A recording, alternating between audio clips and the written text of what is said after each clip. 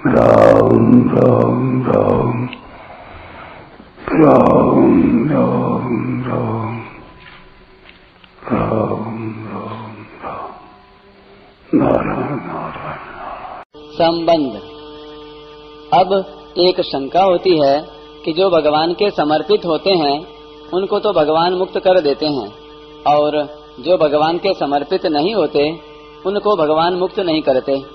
इसमें तो भगवान की दयालुता और समता नहीं हुई, प्रत्युत विषम दृष्टि और पक्षपात हुआ। इस पर आगे के 29वें श्लोक में कहते हैं, समोहं सर्वभूतेषु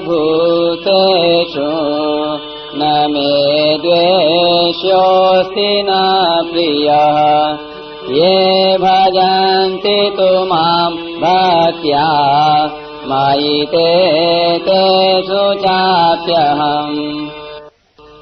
मैं संपूर्ण प्राणियों में समान हूँ। उन प्राणियों में न तो कोई मेरा द्वेषी है और न कोई प्रिय है, परंतु जो भक्ति पूर्वक मेरा भजन करते हैं वे मेरे में हैं और मैं उनमें हूँ। इस श्लोक के 2 विभाग हैं। पूर्वार्ध में तो भजन न करने वालों का वर्णन है और उत्तरार्ध में भजन करने वालों का वर्णन है। व्याख्या। समोहम सर्वभूतेषु, मैं स्थावर जंगम आदि संपूर्ण प्राणियों में व्यापक रूप से और कृपा दृष्टि से सम हूँ। तात्पर्य है कि मैं सब में समान रूप से व्यापक परिपूर्ण हूँ। मया ततमिदं सर्वं जगदव्यक्त मूर्तिना, और मेरी सब पर समान रूप से कृपा दृष्टि है। सुहृदं सर्वभूतानां, मैं कहीं कम हूँ और कहीं अधिक हूँ यह बात है ही नहीं। अर्थात चींटी छोटी होने से उसमें कम हूँ और हाथी बड़ा होने से उसमें अधिक हूँ यह बात है ही नहीं। अंत्यज में कम हूँ और ब्राह्मण में अधिक हूँ यह बात है ही नहीं। जो मेरे प्रतिकूल चलते हैं उनमें मैं कम हूँ और जो मेरे अनुकूल चलते हैं उनमें मैं अधिक हूँ यह बात है ही नहीं। कारण कि सब के सब प्राणी मेरे अंश हैं, मेरे स्वरूप हैं।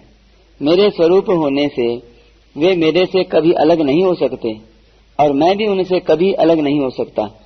इसलिए मैं सब में समान हूँ, मेरा कहीं कोई पक्षपात नहीं है। तात्पर्य यह हुआ कि प्राणियों में जन्म से, कर्म से, परिस्थिति से, घटना से, संयोग वियोग आदि से अनेक तरह से विषमता होने पर भी मैं सर्वथा सर्वदा सब में समान रीति से व्यापक हूँ, कहीं कम और कहीं ज्यादा नहीं हूँ। न मे द्वेष्योस्ति न प्रियः। पहले भगवान ने कहा कि मैं संपूर्ण प्राणियों में समान हूँ। अब उसी का विवेचन करते हुए कहते हैं कि कोई भी प्राणी मेरे राग द्वेष का विषय नहीं है। यहाँ प्रिय शब्द को राग का ही वाचक मानना चाहिए, क्योंकि प्राणी मात्र पर भगवान की समान रीति से प्रियता है। सब मम प्रिय सब मम उपजाए। अतः भगवान इसका निषेध कैसे कर सकते हैं। दूसरी बात, द्वेष्य शब्द के साथ राग शब्द ही ठीक बैठ सकता है, क्योंकि राग और द्वेष यह द्वंद्व है। इसी द्वंद्व का यहाँ निषेध किया गया है। तात्पर्य है कि मेरे से विमुख होकर कोई प्राणी शास्त्रीय यज्ञ, दान आदि कितने ही शुभ कर्म करे तो भी वह मेरे राग का विषय नहीं है। और दूसरा, शास्त्र निषिद्ध अन्याय, अत्याचार आदि कितने ही अशुभ कर्म करे तो भी वह मेरे द्वेष का विषय नहीं है। कारण कि मैं संपूर्ण प्राणियों में समान रीति से व्याप्त हूँ।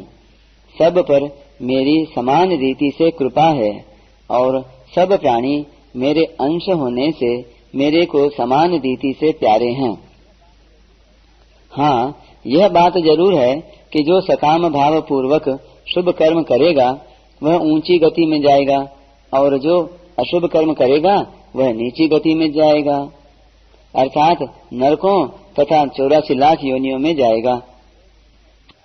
परंतु वे दोनों पुण्यात्मा और पापात्मा होने पर भी मेरे राग द्वेष के विषय नहीं हैं।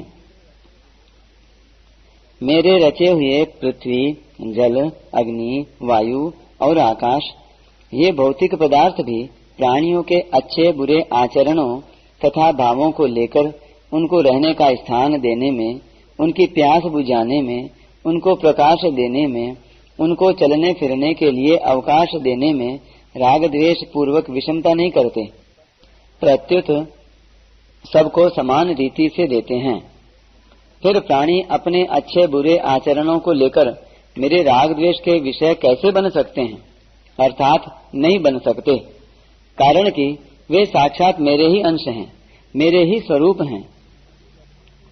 जैसे किसी व्यक्ति के एक हाथ में पीड़ा हो रही है, वह हाथ शरीर के किसी काम में नहीं आता, दर्द होने से रात में नींद नहीं लेने देता, काम करने में बाधा डालता है, और दूसरा हाथ सब प्रकार से शरीर के काम आता है, परंतु उस व्यक्ति का किसी हाथ के प्रति राग या द्वेष नहीं होता कि यह तो अच्छा है और यह मंदा है, क्योंकि दोनों ही हाथ उसके अंग हैं और अपने अंग के प्रति किसी के राग द्वेष नहीं होते।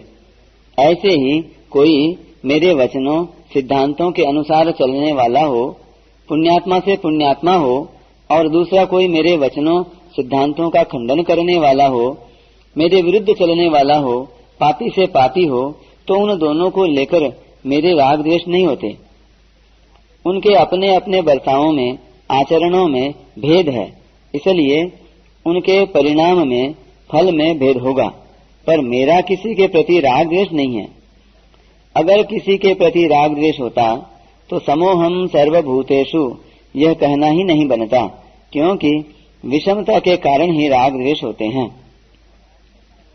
ये भजन्ति तु माम भक्त्या मयि ते तेषु चाप्यहम्, परंतु जो भक्ति पूर्वक मेरा भजन करते हैं, अर्थात जिनकी संसार में आसक्ति, राग, खिंचाव नहीं है, जो केवल मेरे को ही अपना मानते हैं, केवल मेरे ही परायण रहते हैं, केवल मेरी प्रसन्नता के लिए ही रात दिन काम करते हैं, और जो शरीर, इंद्रियां, मन, वाणी के द्वारा मेरी तरफ ही चलते हैं, वे मेरे में हैं और मैं उनमें हूँ। प्रेम पूर्वक मेरा भजन करने वाले मेरे में हैं और मैं उनमें हूँ। इसका तात्पर्य यह नहीं है कि जो सामान्य जीव हैं तथा मेरी आज्ञा के विरुद्ध चलने वाले हैं, वे मेरे में और मैं उनमें नहीं हूँ, प्रत्युत वे अपने को मेरे में मानते ही नहीं। वे ऐसा कह देते हैं कि हम तो संसारी जीव हैं, संसार में रहने वाले हैं। वे यह नहीं समझते कि संसार शरीर तो कभी एक रूप एक रस रहता ही नहीं, तो ऐसे संसार शरीर में हम कैसे स्थिर रह सकते हैं? इसको न जानने के कारण ही वे अपने को संसार शरीर में स्थित मानते हैं। उनकी अपेक्षा जो रात दिन मेरे भजन स्मरण में लगे हुए हैं, बाहर भीतर, ऊपर नीचे, सब देश में, सब काल में, सब वस्तु, व्यक्ति, घटना, परिस्थिति, क्रिया आदि में और अपने आप में भी मेरे को ही मानते हैं, वे मेरे में विशेष रूप से हैं और मैं उनमें विशेष रूप से हूँ। दूसरा भाव यह है कि जो मेरे साथ मैं भगवान का हूँ और भगवान मेरे हैं, ऐसा संबंध जोड़ लेते हैं, उनकी मेरे साथ इतनी घनिष्ठता हो जाती है कि मैं और वे एक हो जाते हैं।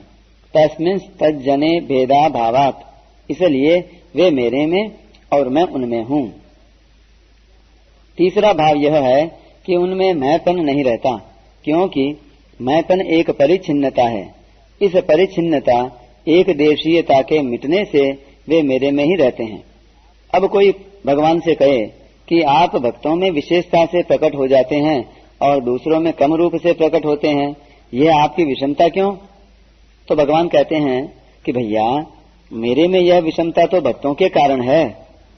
अगर कोई मेरा भजन करे, मेरे परायण हो जाए, शरण हो जाए और मैं उससे विशेष प्रेम न करूं, उसमें विशेषता से प्रकट न होऊं, तो यह मेरी विषमता हो जाएगी।